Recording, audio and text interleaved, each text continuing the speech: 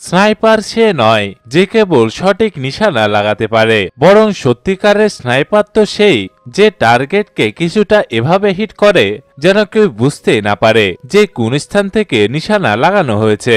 দুরন্তের আজকের এই ভিডিওতে আমি যে আমেরিকান স্নাইপার সম্বন্ধে বলতে চলেছি সে একাই পুরো আর্মির সমান ছিল।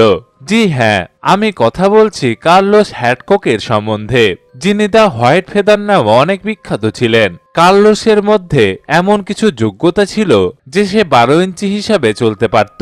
এর মানে সে এতটা আস্তে আস্তে মুভ করত যে তার আশেপাশে প্রাণীরাও তার উপস্থিতি টের পেত না। আর এ কারণেই তাকে পৃথিবীর এমন স্নাইপারদের তালিকায় গণনা করা হয় যার সাথে প্রতিযোগিতা করা অসম্ভব। আজকের এই ভিডিওটিতে আমি আপনাদের কার্লোস হ্যাডককের সাহসিকতার ঘটনা সম্বন্ধে বলবো।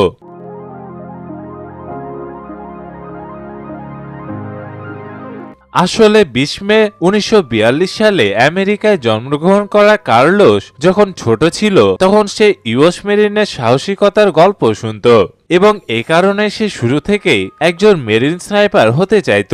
এরপর কার্লোস স্নাইপিংকে তার জীবনের লক্ষ্য বানিয়ে সামনে এগোতে শুরু করে, যার ফলে সে 17 বছর বয়সেই ইউএস মেরিনে জয়েন করতে সক্ষম হয়। এরপর সে তার চমৎকার ট্যালেন্টকে প্রদর্শন করে সে ইউনাইটেড স্টেটের শুটিং চ্যাম্পিয়নশিপ জিতে দেখায়। এরপর 1969 সালে আমেরিকার প্রেসিডেন্ট জনসন কার্লোস হ্যাডকককে মিলিটারি পুলিশম্যানের দায়িত্বে ভিয়েতনাম পাঠায়, আর সেখানে গিয়ে সে তার শুটিং স্কিল দেখাতে শুরু করে। আসলে কার্লোস তার শত্রুদের শুধুমাত্র সানরাইজেসের সময়ে শুট করত, কেননা সে মনে করত যে সকালের সময়ে সৈনিকের মস্তিষ্ক খুব বেশি অ্যাক্টিভ থাকে না এবং সন্ধ্যায় তারা সবাই ক্লান্ত হয়ে যেত। আর সে তার চতুর মস্তিষ্কের কারণে সে অনেকটি ওয়ান্টেড শত্রুকে গুলি করে হত্যা করে। এছাড়াও সে তার টার্গেট পর্যন্ত পৌঁছানোর জন্য অনেক ধীরে ধীরে সামনে এগোনোর ট্রিককে বাস্তবায়ন করত।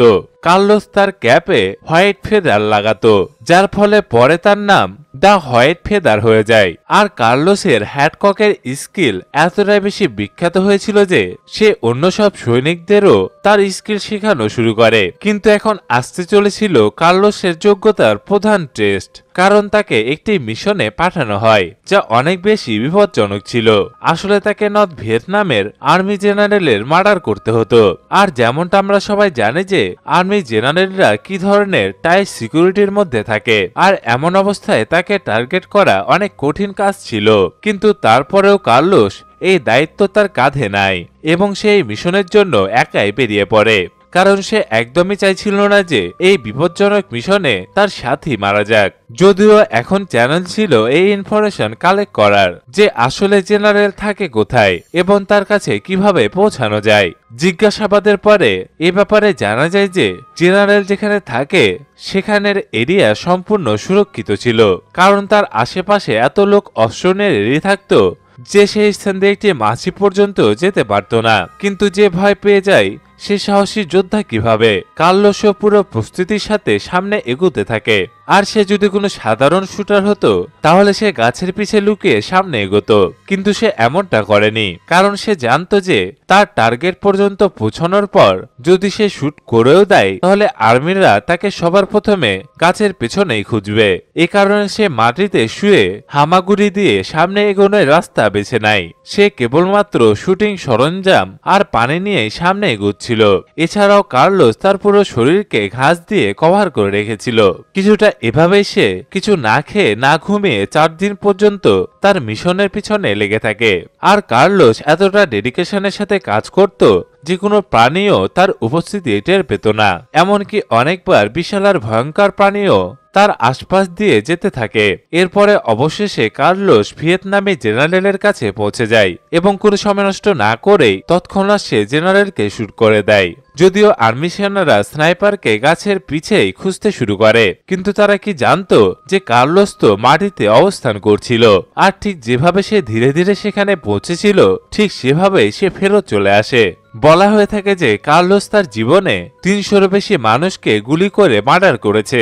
ঠিক এভাবে আমেরিকার সোলজারকে টর্চারকারী আফজেল স্নাইপারকেও কার্লোসই 1986 সালে গুলি করে হত্যা করে। যদিও লাইফে অনেকগুলো অ্যাচিভমেন্ট অর্জন করার পর কার্লোস রিটায়ার করার পরে একটি স্নাইপার সেন্টার খোলে। এরপর সে অনেক লোকজনকে স্নাইপিং শেখানো শুরু করে। এরপর অবশেষে 22 ফেব্রুয়ারি 1999 সালে আমেরিকার এই সাহসী স্নাইপার পৃথিবীকে বিদায় জানিয়ে চলে যায়। এই ছিল দ্য হোয়াইট ফেদারের ঘটনা, যে তার পুরো জীবনে এমন কিছু সাহস আর শক্তি দেখিয়েছে যার ফলে আজও মানুষ তাকে স্মরণ করে।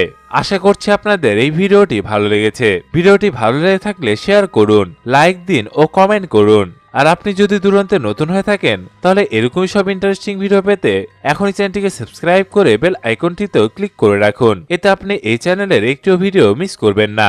সম্পূর্ণ ভিডিওটি দেখার জন্য আপনাকে অসংখ্য ধন্যবাদ।